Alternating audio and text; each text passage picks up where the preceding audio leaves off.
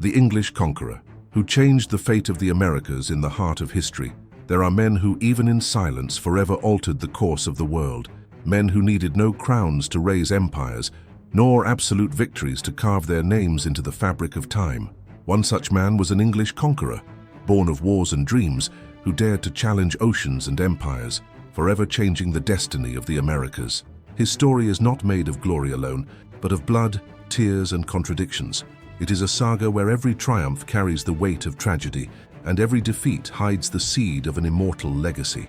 Picture a horizon without end, seas that devour ships, peoples living in distant worlds, never prepared for the clash about to unfold. Spain and Portugal reigned supreme, their caravels crossing the Atlantic as if they owned the ocean itself. But England, still hungry and divided, watched with envy and ambition. It was in this scenario that one man arose, a man who refused to be a mere shadow of great empires, a man who believed he could turn the impossible into destiny. He carried not just the burden of his king, but the yearning of a nation desperate to rise. His footsteps would ignite sparks of war and destiny that stretched across continents. What began as a voyage of chance would end as a turning point for the world.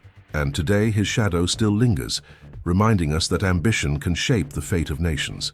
The 16th century was an age of upheaval that shook kingdoms and redrew borders. England, until then a minor island on Europe's power scale, was emerging from the ashes of the Wars of the Roses, but was still far from being an empire. Torn apart by religious disputes after Henry VIII's break with Rome, the country lived between the cross and the sword. Catholics and Protestants clashed in the streets. Fear haunted homes and churches, and every royal decree seemed like a dangerous step on mined ground.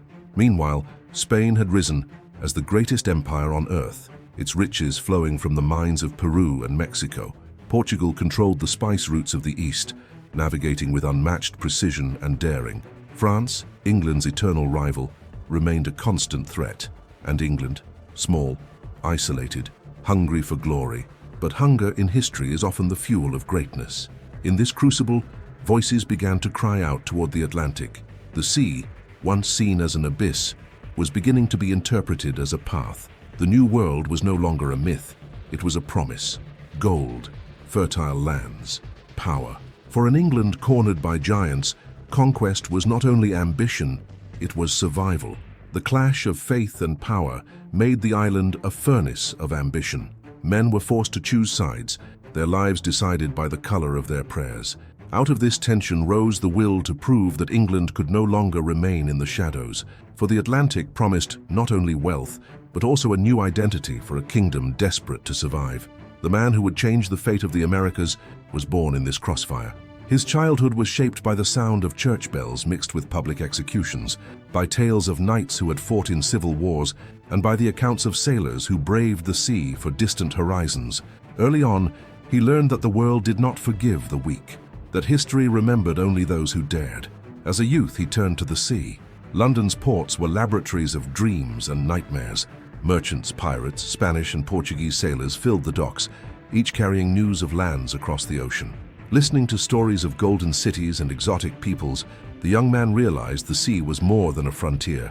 It was a calling. With the crown's blessing and the backing of investors, he gathered ships and men. They were not grand vessels, but they were armed with courage and hope.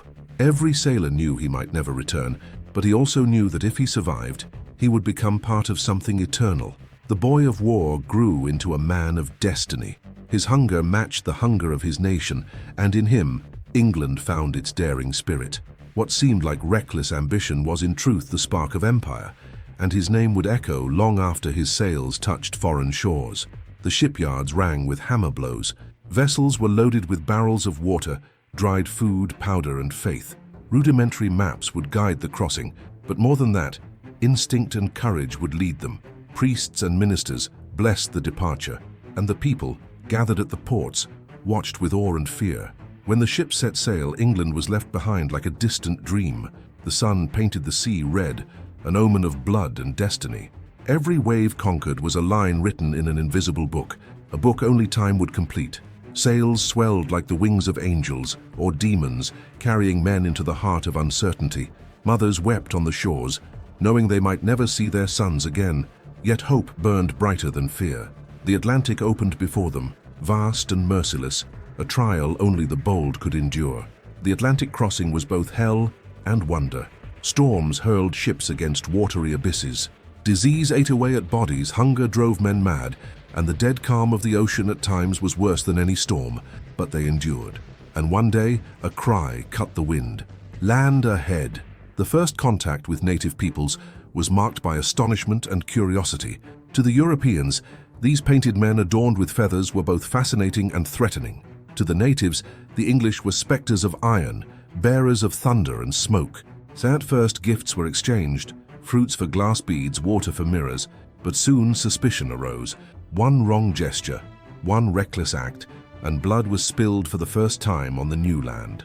The conqueror realized then that conquest would not be made of courage alone, but of cunning. Each encounter was a dance between diplomacy and violence, and the line between peace and war was as thin as the edge of a blade. This was the true birth of empire, where fear and wonder clashed in equal measure. The world had shifted. Two civilizations, once separated by oceans, now collided with irreversible force. Nothing would ever be the same again. The first battles were swift and brutal. Cannons crushed villages, and native spears pierced armor. The forest became a battlefield, every tree a hiding place, every river a trap. The conqueror, relentless, saw every defeat as a lesson and every victory as divine proof. But for every English triumph, there was a native tragedy. Whole peoples were wiped out by European diseases, villages burned, children torn from families. And yet, resistance was fierce. Natives, masters of the land, ambushed soldiers, cut supply lines, and turned every step forward into enemy ground. The conqueror discovered that conquest was not only planting flags, but surviving an endless cycle of hatred and war. To seize land was to ignite unending fire. Each battle etched scars not only on the bodies of warriors, but on the soul of the continent itself. What was claimed in a day could be lost in a night, and the price of every victory was written in rivers of blood. Despite hardships, fortresses began to rise. Wooden forts became rudimentary colonies. Men and women planted crops, built homes, and little by little, England dug its roots into foreign soil. To the conqueror, every stone laid was a victory against oblivion. He dreamed of an empire to rival Spain, a dominion stretching across the New World. But dreams demanded sacrifice. Harsh winters destroyed crops, famine corroded discipline, and diseases kept claiming lives. Internal rebellions flared, and the conqueror was forced to punish with an iron hand to maintain order. The price of ambition grew heavier each day. The dream was both fire and poison. It promised eternity, yet demanded daily suffering. Every wall raised was shadowed by graves. Still, the conqueror pressed on, blind to retreat, consumed by the vision of an empire carved from wilderness. The dream of empire began to rot from within. Men deserted, officers plotted, and loyalty turned into fear. Outside the walls, native peoples intensified their attacks, reclaiming lands and burning crops. It was as if the land itself rejected England's presence. The conqueror, now aged and ravaged by illness, fought against visible and invisible enemies. His once imposing figure became a shadow.